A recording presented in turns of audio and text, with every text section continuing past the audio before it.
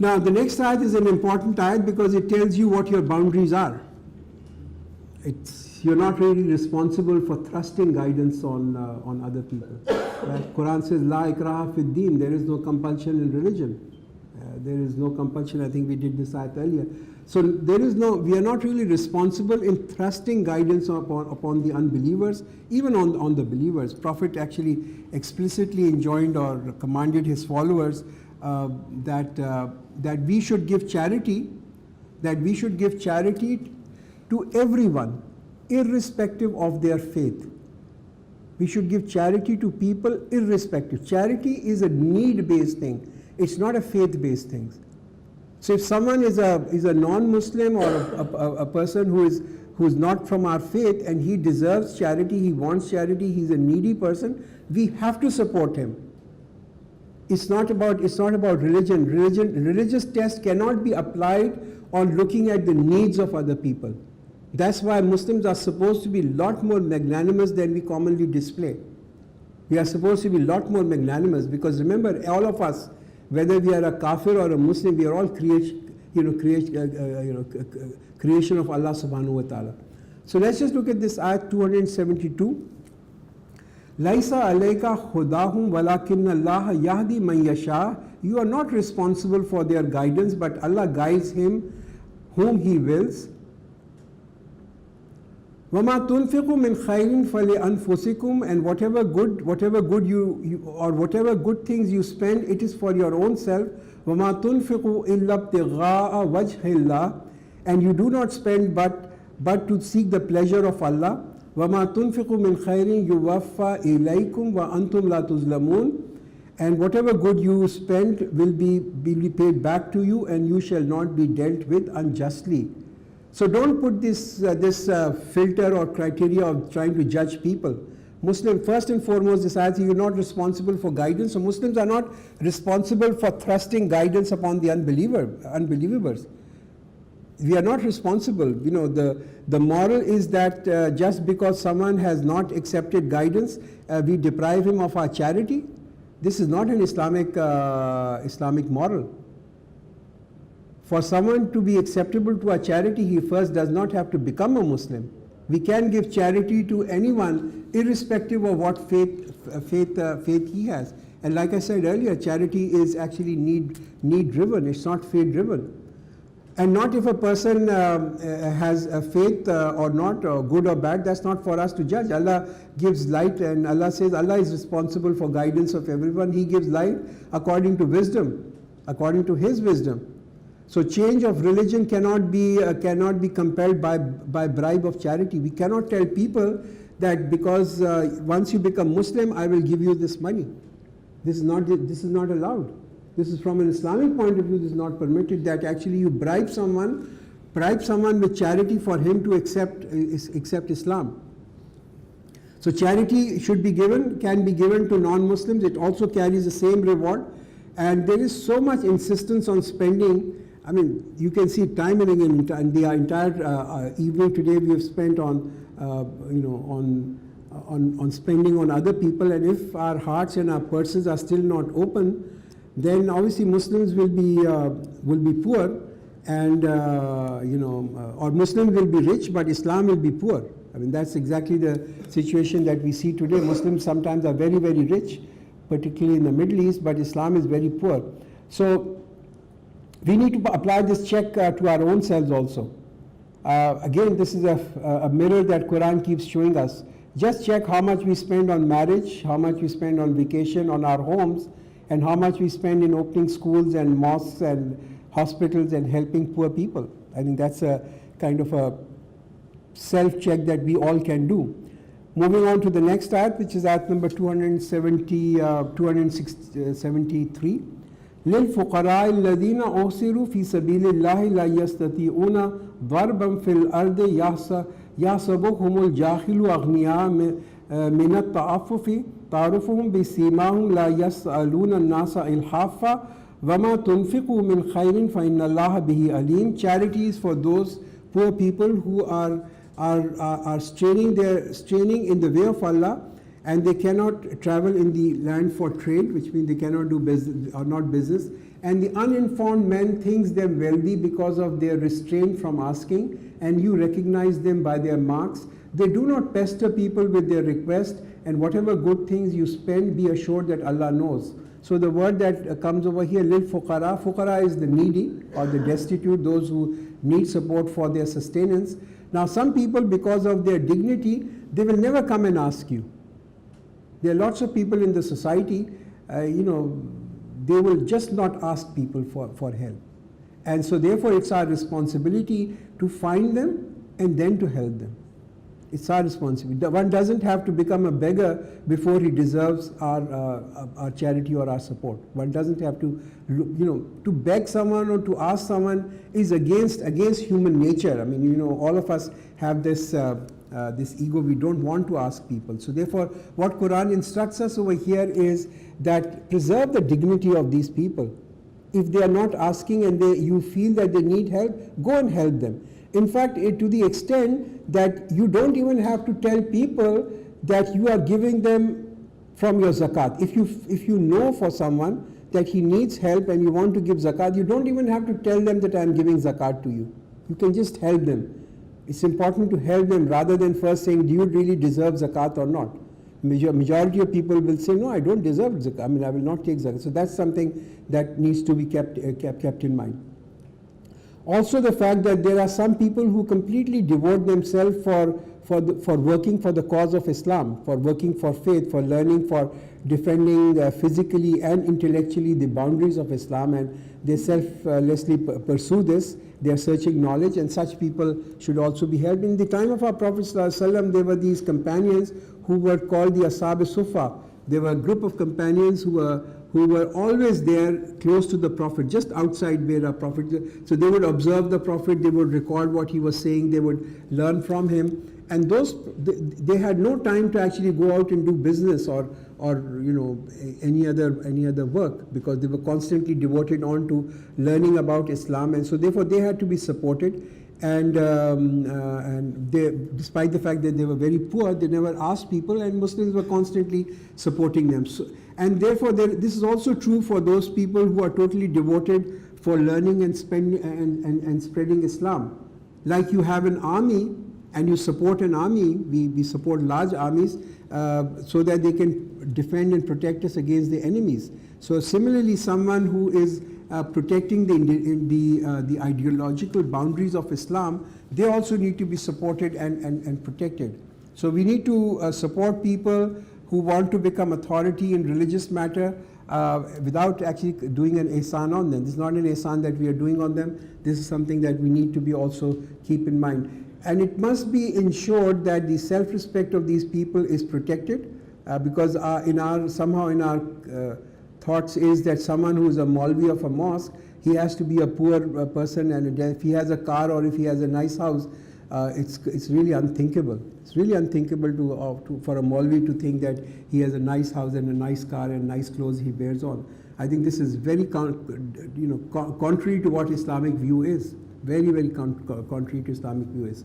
Because sometimes rich people use, when Maulvis become very poor, and we have very poor people who actually become Maulvi, then the rich people will use these religious scholars and people in order to have, buying fatwas from them, compromising them on many of the fatwas, as I recall many times that happened when I went and talked to different people. So therefore, the best is that rich people must be ghani, so that they are not under any pressure of any of anyone to give fatwas or to give religious injunctions which are contrary to what they believe in, only because of the fact that they are dependent on someone else. Moving to ayat number 274, الَّذِينَ يُنْفِقُونَ أَمْوَالَهُمْ بِاللَّيْلِ وَالنَّهَارِ سِرًّا وَعَلَانِيَةً فَلَهُمْ أَجْرُهُمْ عِنْدَ رَبِّهِمْ وَلَا خَوْفٌ عَلَيْهِمْ وَلَا هُمْ يَحْزَنُونَ. Those who spend their wealth by day and by night, secretly and openly, they shall have their reward from their Rabb, and they shall have no fear, nor they shall grieve. So we have gone through a long passage of charity, of emphasizing charity, whom to give, whom not to give, again without exception. So therefore this This is an ayat which actually sums it up, that whatever you spend day and night, openly or secretly, they shall have their reward, which means if you are even disclosing it, as long as your intention is good, they shall have no fear and they shall not grieve. So this is almost like this ayat recaps the beauty of charity and the frame of mind of people who spend in Allah's way. Now, the next ayat is the ayat that we would like to spend more time, because this ayat and the next 4 ayahs after this are in a way continuously joined in together, and it's all about riba, and also in a way a lot about this new Islamic banking, of how it is going to be looked at. But this is the best way of spending wealth is to give sadaqah, and the worst of that, the opposite of side of that is to give and take riba. So this is now we're going to be looking at this opposite side, and it's so important to understand that those people who deal with riba and interest, the implications of indulging in that, I think that's going to be we're going to see that. We still have some time, but maybe we can just leave a little early. I'm going to just go through this ayah, which is at 275, and sort of translate this with you, and then leave it over here, because then we will actually, in continuation tomorrow, look at this ayah 275 and then complete up to 286, because that's how we're going to complete Surah Al-Baqarah. So, الَّذِينَ يَأْكُلُونَ الرِّبَا لَا يَقُومُونَ إِلَّا يَقُومُ الَّذِي يَتَخَبَّطُهُ الشَّيْطَانُ مِنَ الْمَسِّ ذَلِكَ بِأَنَّهُمْ قَالُوا إِنَّمَا الْبَيْعُ مِثْلُ الرِّبَا وَأَحَلَّ اللَّهُ الْبَيْعَ وَحَرَّمَ الرِّبَا فَمَنْ جَاءَهُ مَوْعِظَةٌ مِّن رَّبِّهِ فَانْتَهَى فَلَهُ مَا سَلَفَ وَأَمْرُهُ إِلَى اللَّهِ وَمَنْ عَادَ فَأُولَٰئِكَ أَصْحَابُ النَّارِ هُمْ فِيهَا خَالِدُونَ. Those who devour or those who eat riba will stand up, will not stand except as stands someone whom the shaitan has maddened by his touch. That is because they say that trading is also like riba, but Allah has permitted trading and forbidden riba. So whoever receives the advice from his Rabb and stops, he is allowed what has happened before, and their case is with Allah to judge. But whoever repeats are companion of fire, and they shall abide in it forever. So this is a ayat typically you would see in many of the talks on Islamic banking. People use that as the fundamental of Islamic financial transaction is picked up from here. وَحَلَّ اللَّهُ الْبَيْعَ وَحَرَّمَ الرِّبَا. Allah has permitted trading and He has forbidden riba. So therefore, whenever you see a Islamic banking or Islamic financial transaction, they would try and convert it into a trade transaction. As long as you can convert it into a trading transaction, you may be finding it that it is permissible in that. But riba literally means, in Arabic, it literally means an increase. To increase something, that is what the word riba is there. Sood is also a word that we use in Urdu as interest or riba. Sood is also an Arabic word, because it actually means black. You often hear the word Hajr Aswad. Aswad is also the word Sood, and Aswad is derived from the same thing, which is a black stone. So maybe this is the reason why you call black money, because of the fact that it is undesirable. So again, coming from the word Sood, any money which is earned through means of interest. Now, in Islam, there are different laws that are applied for different types of transactions that people are doing. There is a transaction which is buying and selling, which is what is being talked over here, which is bay', which is what you call sales transaction. And then there are transactions which are partnership, which is what you call the musharaka transaction, profit and loss sharing, where you invest with someone to make profit or loss. Or there are transactions which are what you call rental transactions, which is what you call ijara, which is very similar to leasing, where you have a property and you give it to someone else and you take back rental from it, like we have a house and we give it to someone else and we take rental for that. That is called ijara. And then there are transactions which are to give a loan to someone, which is what you call qarz.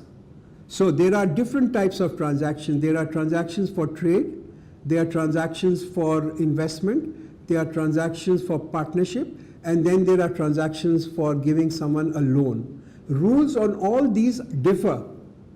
Rules will differ, and there are exhaustive rules for giving money on loan, and then there are rules for doing transaction of buying and selling, and then there are different rules for a transaction where you do musharka or partnerships, and then there are different transactions when you deal with someone for on rental basis, the ijara. Now ijara could be hiring someone or also as a user effect of giving something to that.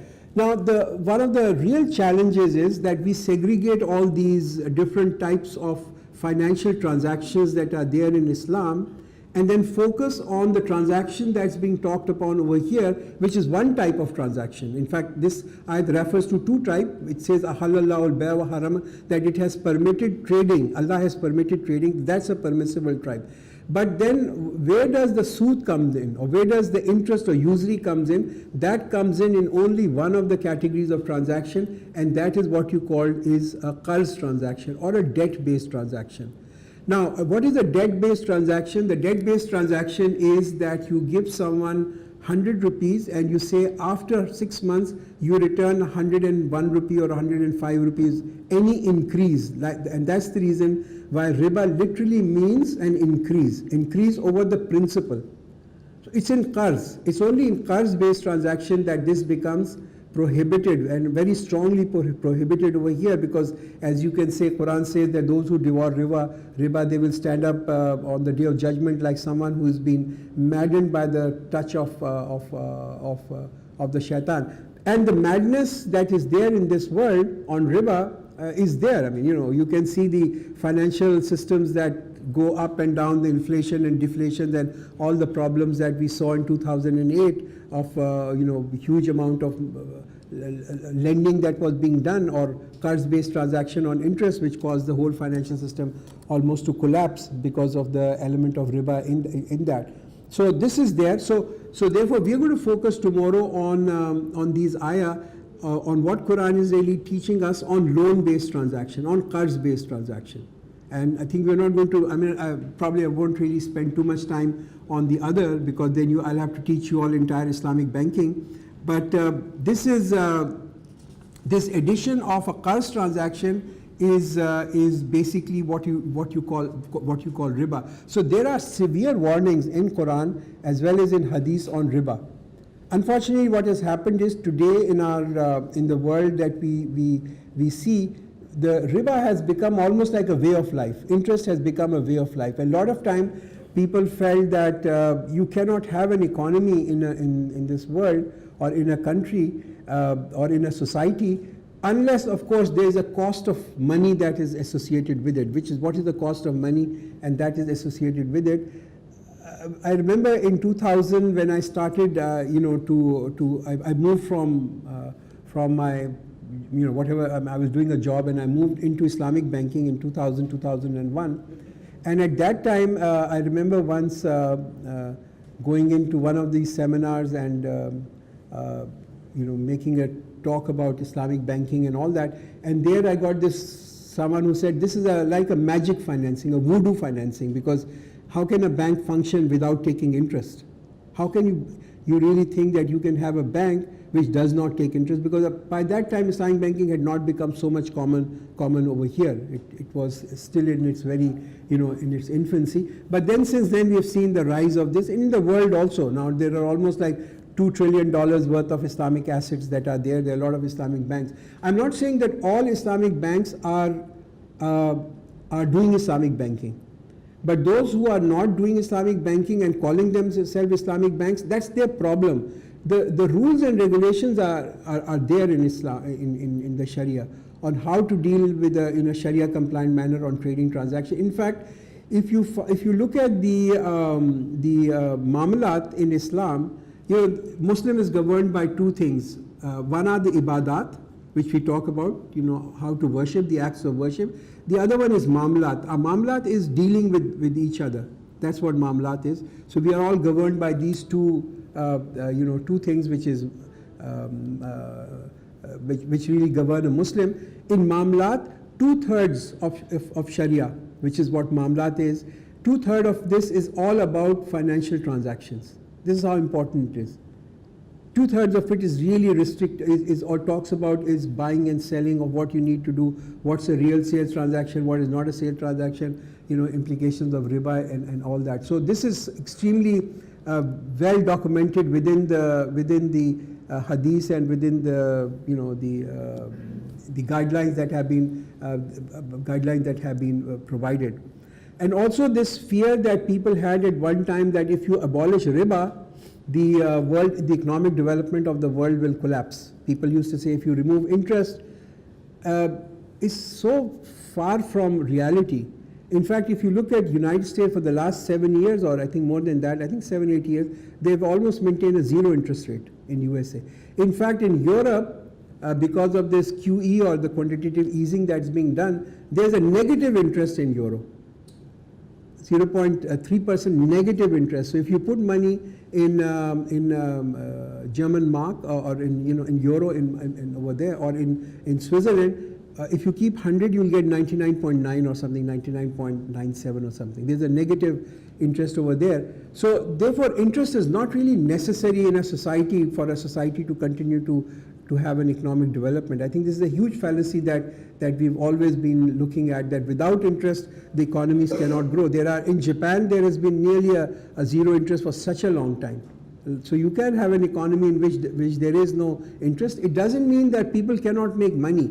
You make money on the risk of the transaction, not on the cost of the capital. But the riskier the transaction, the more higher profit you are going to charge. So it's the risk element that is priced. It's not just the cost of money that's priced. So I think this is something that you need to be very clear in mind, that riba does not guarantee the economic development of this world, and that if riba is abolished, it doesn't mean that the economic development of the world is going to collapse. So we will see this ayat tomorrow, inshallah, in detail. There are 6 verses in Quran which actually prohibit riba. The first one was revealed onto our Prophet in Surah Rum, even before he migrated from Makkah to Medina, Surah Rum, then Surah Al Imran and Surah Nisa, and then finally these last ayahs that we're going to be looking at, which is going to be this ayah. So inshallah we're going to stop over here, as I see just about 5 minutes more, so no point in actually going in more. We'll start with 275 inshallah. We'll cover this up in the first hour. And then later in the last ayat, last hour tomorrow, we're going to do another ayat which is considered to be the longest ayat of Quran, which is ayat ad-dain. We'll do that. And then the last ruku of which is a prayer, a very important prayer, lillahi ma fis samawati wa ma fil ard, in tubdu ma fi anfusikum aw tukhfuhu yuhasibukum billah. So that sums up the entire Surah Baqarah that we have read up till now. And that's the last ruku of Surah Al-Baqarah. Often people read that in Quran also. So inshallah, tomorrow we'll begin with ayat 275, move on from there, and inshallah then complete Surah Al-Baqarah, which means that we would have done about 2.5 para. And next time inshallah we'll start with Surah Al-Imran. So barakallahu lana wa lakum fil Quran al-azim wa nafana wa iyyakum bil ayati wa zikril hakim. Janab.